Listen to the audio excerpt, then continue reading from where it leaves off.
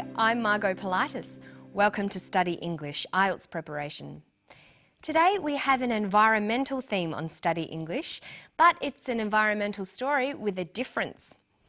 We find out about a new toilet system that has been developed to save the local environment in a Tasmanian park. We're going to be looking at how to talk about processes, so listen carefully to David Holman talk about his new environmentally friendly toilet. The liquid waste comes from the toilet behind me. There's a containment vessel for the solids. From the bottom of the solids you drain off the liquid and it comes down here, down this pipe. Okay, the pipe tips into this tipping bucket arrangement, and what this does is it fills up to a point and then it suddenly tips, and that will measure each time it tips, so we can calculate the amount of liquid effluent that's gone in.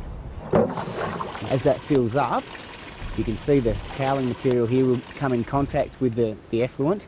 The air is drawn in through these holes and will actually direct the air in onto the surface of the water, through the wick and out through the top.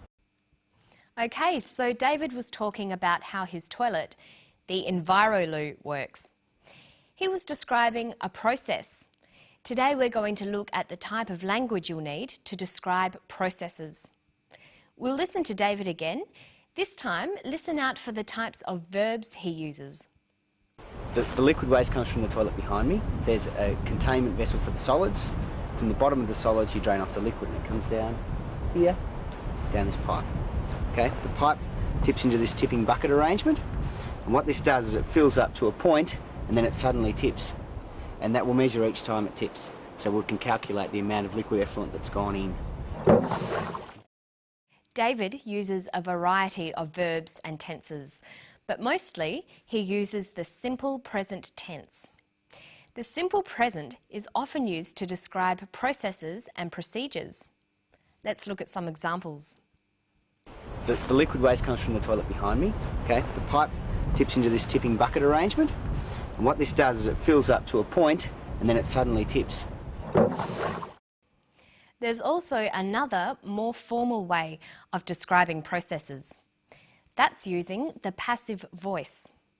In formal academic writing, it's common to use the passive voice for actions in a process or procedure. When you use the passive voice, your writing becomes impersonal and distant. This is more formal and is often more suitable in an academic setting. Listen for a passive verb here. As that fills up, you can see the cowling material here will come in contact with the effluent. The air is drawn in through these holes. He says, is drawn in. The air is drawn in. Notice there is no subject, no person or thing doing the action, it is just done. This is called the passive voice. This highlights the process or action rather than the person or thing doing the action. The passive is used when the important thing is not who did the action, but the action itself. This is true when you are describing processes. The process is the same no matter who is doing it, so we choose the passive voice. Let's look a bit more closely at how the passive is formed. Passive verbs are formed by using the verb to be plus the past participle of the verb. Let's look at the verb draw in, to bring something in. The past participle is drawn. This is an irregular past participle. So the passive form is to be drawn in. The different forms of the passive vary according to the action and when the action happened. Okay, so in formal writing, we use the passive form for processes. But David doesn't always use the passive because he's having a conversation with someone. Let's look at one of David's more informal sentences and see how we could change it into a more formal description. There's a containment vessel for the solids. From the bottom of the solids you drain off the liquid. He says, from the bottom of the solids you drain off the liquid. Let's look at the main part of that sentence. You drain off the liquid. The verb is drain off. In a passive sentence, we'd say is drained off. The past participle with the present tense form of to be. To form the passive, we also need to change the sentence around.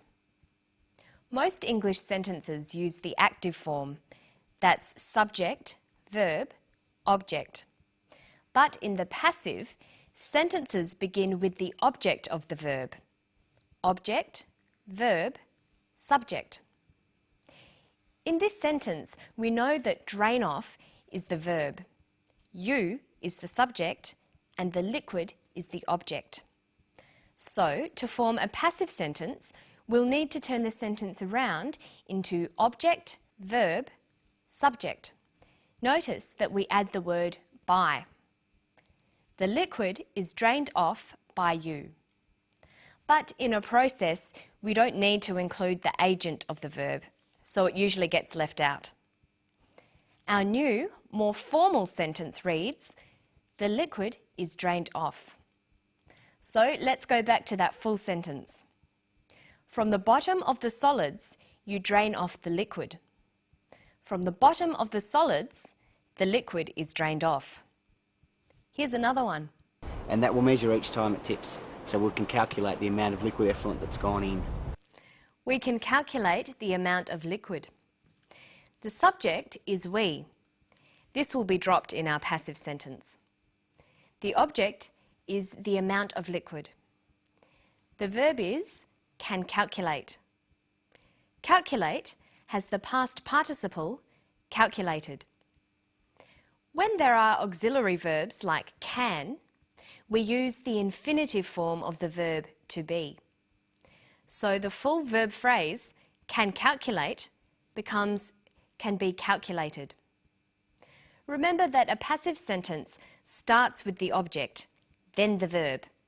So we can calculate the amount of liquid becomes the amount of liquid can be calculated.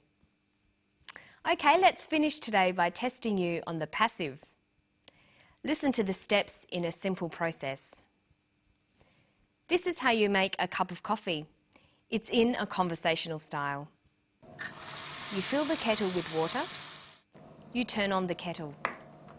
You boil the kettle. You pour the hot water into a mug. You add some sugar. Then you can drink it. Okay, let's start at the beginning. You fill the kettle with water. What's the verb? Fill. The subject? You. The object? The kettle.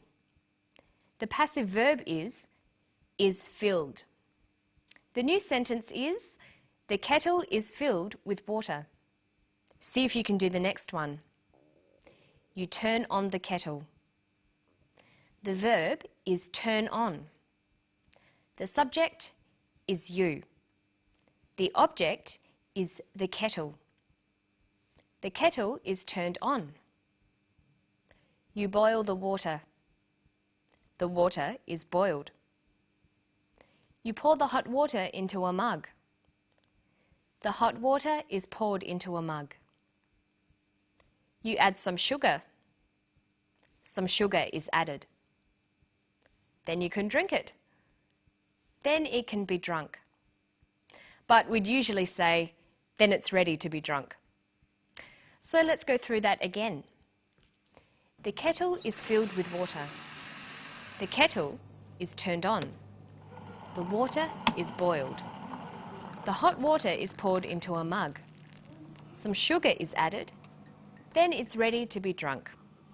And I think I'll go and make a cup of coffee right now. Don't forget to practice these active and passive sentences. And I'll see you next time for Study English. Bye.